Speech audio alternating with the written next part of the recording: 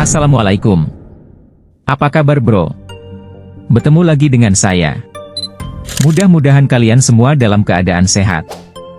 Sesuai dengan video saya sebelumnya yaitu episode tentang sejarah condet pada zaman kerajaan. Berikut adalah cuplikannya.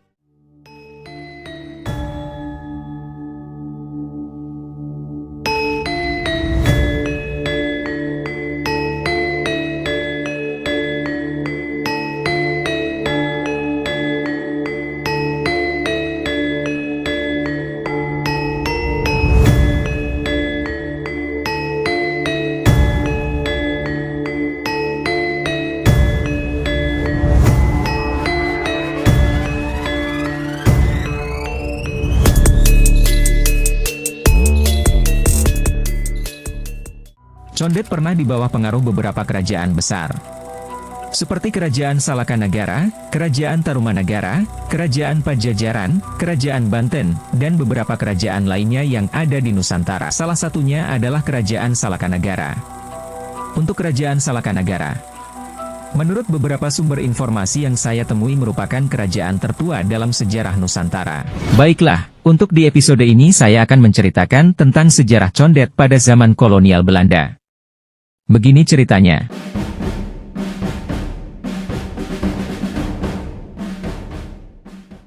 Di dalam sejarah yang tertulis, kedatangan Belanda ke Nusantara berawal pada abad ke-16, tepatnya pada tanggal 21 Juni 1599, sampailah di Aceh, di mana Belanda membuat ekspedisi pelayaran untuk mencari kepulauan rempah-rempah.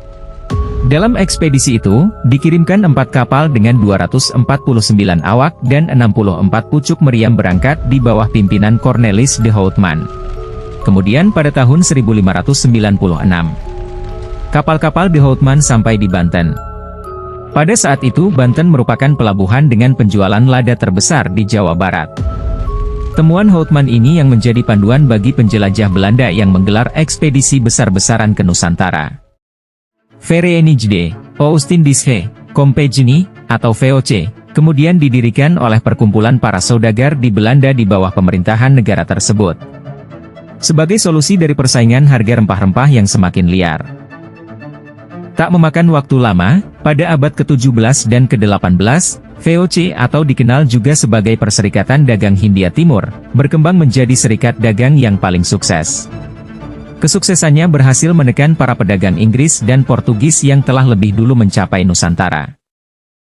Karena kesuksesan tersebut, Parlemen Belanda akhirnya memberikan VOC sebuah hak istimewa yang dikenal sebagai hak oktroi, yaitu sebuah hak kewenangan untuk melakukan monopoli perdagangan rempah-rempah di wilayah antara Tanjung Harapan sampai Selat Magellan termasuk Nusantara.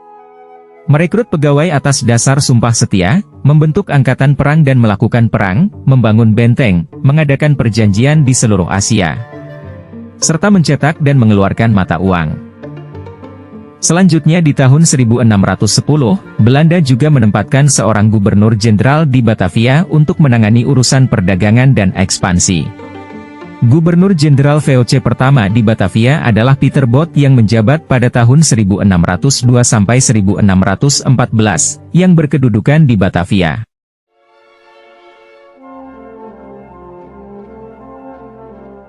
Dengan meluasnya kewenangan VOC yang tidak hanya mengurusi masalah perdagangan dan hasil monopoli penjualan rempah-rempah, maka tak heran VOC bisa mencapai puncak kejayaannya. Bahkan di Nusantara VOC menjajah dengan waktu yang cukup lama, karena secara bertahap selalu memperluas dan memperkuat daerah jajahannya secara sistematis. Tak hanya ingin memonopoli rempah-rempah, VOC juga masuk ke ranah politik pemerintahan setempat agar bisa mengambil keuntungan sebanyak-banyaknya. Melemahnya VOC mulai terlihat pada abad ke-18, ketika itu para petinggi-petingginya tak lagi peduli dengan pembagian saham dan mulai ingin memperkaya diri di mana korupsi mulai merajalela dan menimbulkan beban hutang yang menumpuk. Hal ini dimanfaatkan oleh negara Inggris dan Perancis untuk memperkuat serikat dagangnya, dan pelan-pelan menyerang daerah-daerah kekuasaan VOC. Selain itu, biaya yang harus dilakukan untuk berperang di Nusantara melawan rakyat juga terus meningkat. Pada akhirnya di tanggal 31 Desember 1799, VOC resmi dinyatakan bubar oleh pemerintah Belanda. Segala tanggungan hutang piutang berikut aset milik VOC diambil alih oleh pemerintah Belanda. Pada saat itu Gubernur Jenderal VOC terakhir adalah Pieter Gerardus van Overstraten, yang masih bertugas mempertahankan Hindia Belanda dari serangan Inggris.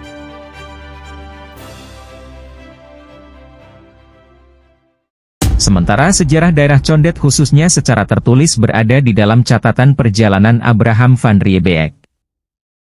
Dia adalah seorang gubernur jenderal Hindia Belanda yang ke-18. Ketika dia masih menjabat Direktur Jenderal VOC di Batavia, pada 24 September 1709 beserta rombongannya dia berjalan melalui Sungai Ciondet atau Condet. Letaknya di antara Ciliwung dan Kalibaru yang pada saat itu sedang menuju Parung. Asal mula nama Condet berasal dari nama sebuah anak sungai Ciliwung, yaitu Ciondet atau Ondeh. Ondeh diambil dari nama pohon yang nama ilmiahnya adalah Antidesma diandrum sprg. Jenis tumbuhan ini termasuk famili Antidesmayae, semacam pohon buni, yang buahnya biasa dimakan. Karena saat itu daerah Condet banyak sekali ditumbuhi pohon sejenisnya selain pohon salak dan duku.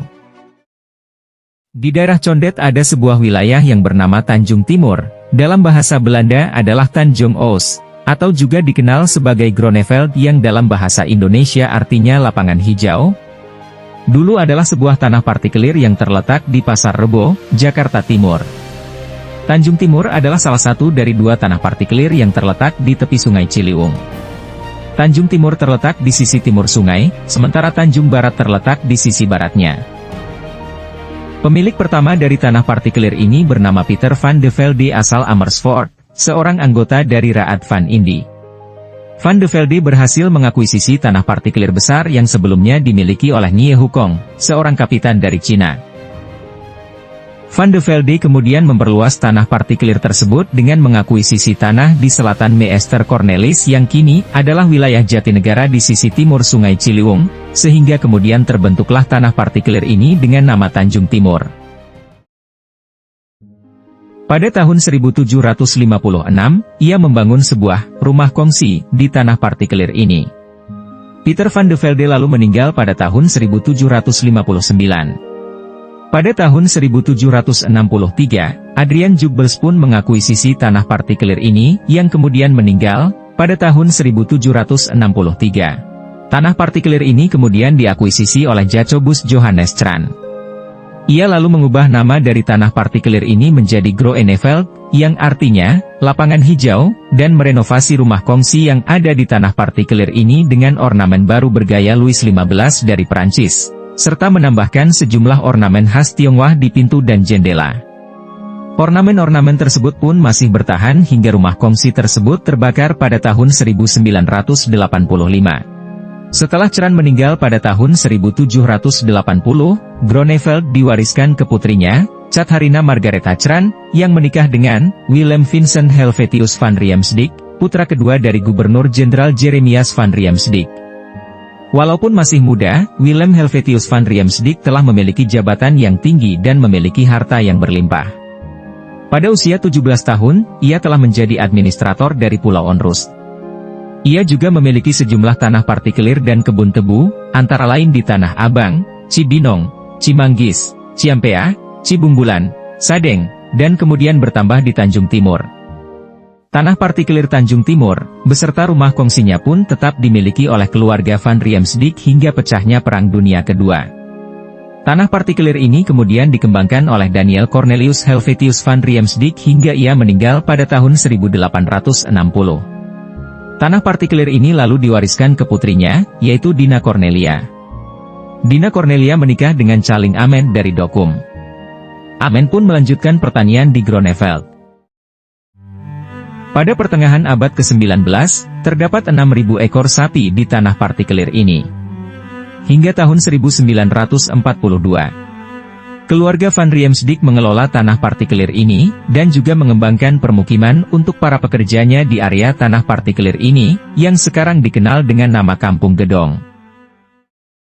Pada setiap penggantian tuan tanah ini, diadakan peraturan baru yang memberatkan rakyat Condet. Begitupun terhadap setiap para pemuda Condet yang telah menginjak dewasa maka akan dikenakan kompenian atau pajak sebesar 25 sen atau nilainya kira-kira 10 liter beras di saat itu. Sehingga banyak petani yang tidak sanggup membayar blasting atau pajak yang sangat memberatkan itu. Para tuan tanah juga sering membawa para petani yang tak sanggup membayar ke Landrat atau pengadilan. Dan tuan tanah di Condet sering mengeksploitasi masyarakat sehingga akibatnya banyak petani yang bangkrut, rumahnya dirusak, atau tak jarang juga yang dibakar. Penduduk yang belum membayar pajak maka hasil sawah dan kebunnya tidak boleh dipanen. Melihat kolonial Belanda dan para tuan tanah yang berlaku semena-mena terhadap penduduk, maka timbullah amarah dan menyebabkan terjadinya perlawanan yang dipimpin oleh seorang tokoh dan jawara Condet, salah satunya bernama Entong Gendut. Ia memutuskan untuk membuat gerakan dengan mengumpulkan masyarakat Condet terutama para petani, sebagai upaya membangun kesadaran kaumnya yang tertindas. Ia kemudian meminta untuk melakukan perlawanan atas ketidakadilan yang mereka terima.